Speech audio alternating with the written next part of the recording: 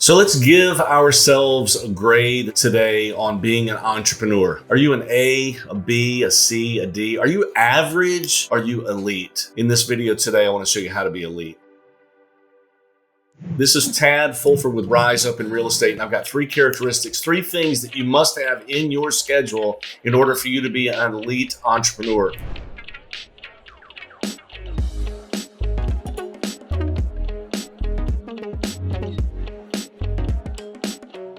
I've listened to coaches. I constantly consume information, and it is beyond a shadow of a doubt consistently confirmed that these three things have to be a part of your schedule. All the people that you look up to, all the people that you respect, all the people that you read about have these three things. And if you want to be elite, you need to also. As a side note, they're not easy. They're simple, but they're not easy because it requires you taking down that guarded wall against accountability and being willing to say, hey, I'm going to step up and do these three things. The first thing that you absolutely must have is a mentor or mentors, someone that has been there and done that. If you're trying to become a real estate guru, if you're trying to be the best realtor you can be, the best team leader, the best brokerage owner or leader that you can be, you have to find someone that's done it the way that you respect. Someone out there in the world that has just been there and done that. It's better if you know that person personally, but someone that you can look up to and say, hey, they've been down this road before, because nothing really is new. You've heard that said before. There's nothing new under the sun, right? It's all just being rediscovered by new people. And as you rediscover your path, it's great to have a mentor that you can look into. Now, what do you do with that mentor? Well, you read everything that they write. You go to every seminar that you can sit under them in. You ask them every question. You go and meet them in person if you don't know them already. You sign up for their classes. You pay the money because guess what? It'll be money well spent because they have done what you want to do. So number one, find yourself a mentor and open yourself up to what they have to say. Now, as I said a moment ago, that probably means that you're going to have to change some things about your actions in your life. But if you're serious about where you want to go, find yourself a mentor. The second thing that you have to have are trusted associates going the same path that you're going down, like peers, people that you love and respect that are on the same level as you, but are trying to accomplish the things that you're trying to accomplish. And if you have a choice, pick the good ones. Pick the ones that excel at it. Pick the ones that you really respect. A couple of warnings against this. Don't worry so much about brand. Don't even worry so much if they're in the same segment of entrepreneurism that you're in. You can find people that are outside of what you do. For example, a real estate entrepreneur can learn from someone that's a mortgage entrepreneur or even that owns a dental entrepreneur. But find close associates. It's best if you know these people in person, but you can find these on YouTube. You can find them on social media. You can scour the waves and find these people. You want to have a handful of them and maybe initiate a kind of conversation with those people. Put them in small groups. Have Zooms every once in a while. Just talk about the things that you are experiencing. If I had to challenge you to do one thing with these success advocates or your peers, I would just ask them each time that you see them, what's working for you, and let them talk. And also ask them, what challenges are you experiencing, and let them talk. That kind of mastermind conversation will go miles in getting you where you want to go. So number one, have a mentor. Number two, have success associates that you can align yourself with. And number three, and this is a big one for us, a big one that I have to remind myself about all the time, find 5 or 6 media resources that you can refer to on a regular basis that keep you on your straight and narrow. Now, the hard part about this for people like me and people like you is to not get distracted with the shiny object. Someone's always trying to write a better article, have a cuter quote, a nicer tagline, but find 5 or 6 people, find 5 or 6 resources that you truly respect and have those come to a special place in your email or your inbox or your text inbox and read those on a regular basis. These people should keep you going down the path. It's almost like guardrails on your racetrack. You don't want to get too far off the track to the left or too far off the track to the right. Now, I would challenge you that if you have more than this, you need to pare those down. And if you have 6 that are exactly the same mindset, exactly the same point of view, then I would encourage you to vary that just just a little bit. Line it up with what your mentor says. Maybe ask your mentor for some suggestions. Maybe ask those success associates for some success suggestions, but find 5 or 6 resources that you can